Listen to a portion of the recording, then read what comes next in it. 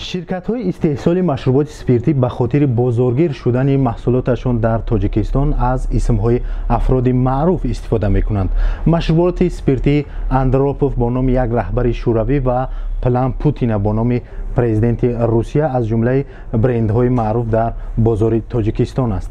اما مقامات تاجیکستان میگویند نه همه مشروبات اسپریتی که زیر چنین برندهای معروف فروخته میشوند به طلبات جوابگو هستند. مقامات تاجیکستان میگویند تفتیش صفت مشروبات اسپریتی در حال جدی گرفتند که در شهر ایرکوتسک روسیه 76 نفر از نوشیدن چنین نوع مشروبات به هلاکت رسیدند.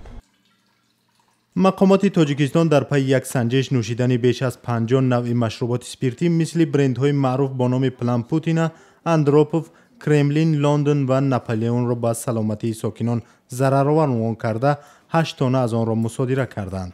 با نشان داده شده است که قوتناکیش باید 40% باشد، اما قوتناکی اینها از 33 تا 37% را نشان داده شدند و حجم ریخت اینها باید که در برجامه 500 میلی لیتر باید که پره 500 میلی لیتر باشد، اما از 440 تا 470 میلی لیتر را در بر میگرفتند که این نیز فریب استعمال کنندگان میباشد.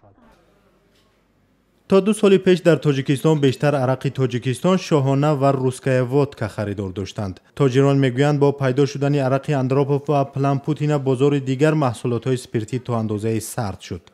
محصولات اندروپوف 2 سال پیش و پلان پوتین 1 سال پیش به بازارهای محلی وارد شدند. قیمت 1 لیتر عرق نو اندروپوف تا 80 سامانی برابر با $10 آمریکایی میرسد و نیم لیتر عرق نو پلان پوتین تا 22 سامانی نرخ دارد. تاجیکستان شاهانه، تاجیکستان گوست، تاجیکستان میزو عرق استانداردی می زبان استحصال تاجیکستان.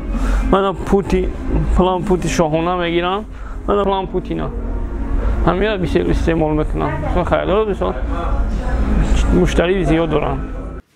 استعمال کنندگان محصولات اسپریتی میگویند از صفت اندروپوف و پلان پوتین قناعتمندند.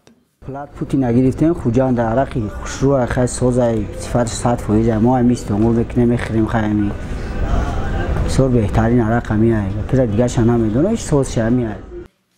بر اساس اطلاع رسمی سال 2016 در تاجیکستان بیش از 200,000 لیتر مشروبات اسپریتی که از عرق و کنیاک عبارت بودند از لحاظ تمغه‌گذاری، حجم و نداشتن مهلت نگهداری از فروش بیرون کرده شدند. مقامات شرکت‌های کشور 2010 سخا، سیحون و شاهین که بیشتر در ولایت سوخت به استحصال محصولات اسپریتی مشغولند در استحصال محصولات پس‌صفت گناهکار می‌دانند. بر طبق معلومات این شرکت‌ها محصولات استحصال نموده آنها به سلامتی زیان‌آور نبوده، کمبودی‌های پیدا شده بیشتر در حجت گذاری وجود داشتند.